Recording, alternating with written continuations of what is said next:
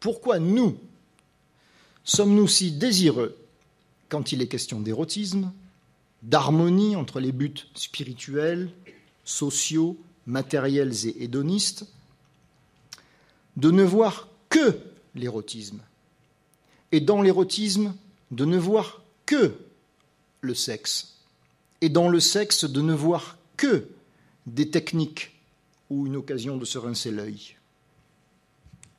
Voici un Kamasutra populaire. Je n'ai pas préparé de diapo ni de machin à projeter, mais attention, hop. Voilà, c'est fini. Voilà un Kamasutra scientifique. Je vous conseille de l'acheter, il est super. Voilà. Traduction de la version anglaise établie par Wendy Doniger et Sudhir Kakar, je vous le conseille. Mais ça n'a rien à voir. Ça, à la limite, table talk. Ça, bon, c'est un peu plus lourd. Pourquoi ? Alors, Vatsyayana est conscient de l'effet excitant qu'un tel savoir possède.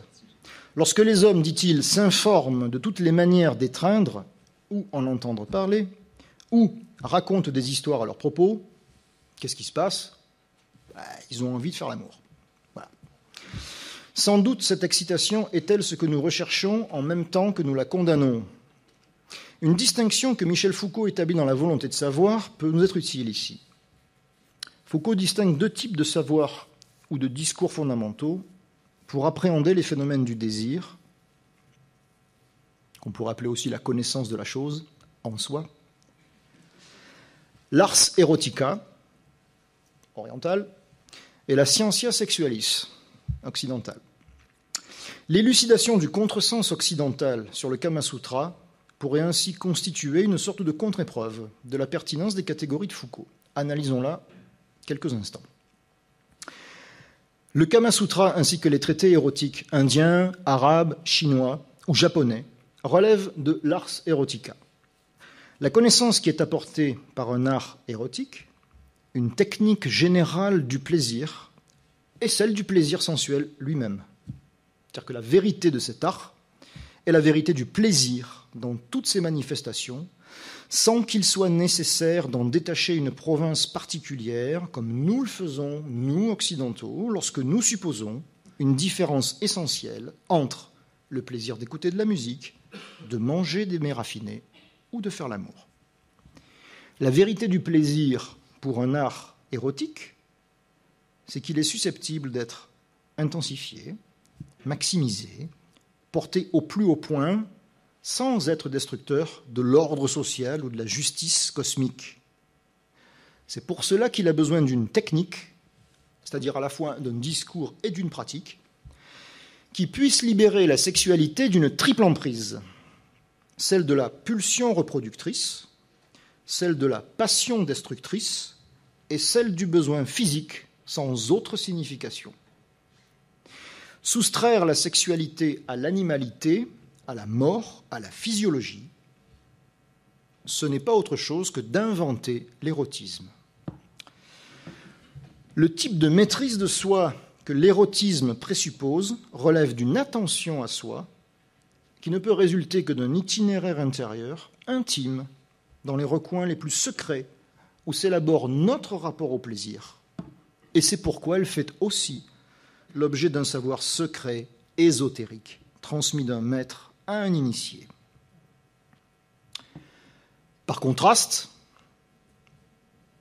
la scientia sexualis établit d'emblée, relativement au plaisir, la norme morale du permis et du défendu. Son mode de connaissance du sexe n'est donc pas la transmission d'un savoir secret qui aide à progresser dans la jouissance, mais dans l'aveu ou la confession que le sujet doit faire de lui-même vis-à-vis de ses émotions et conduites liées au sexe. Ces émotions et actions seront jugées dans le cadre d'une théorie normative de forme scientifique, telle que la médecine en produit.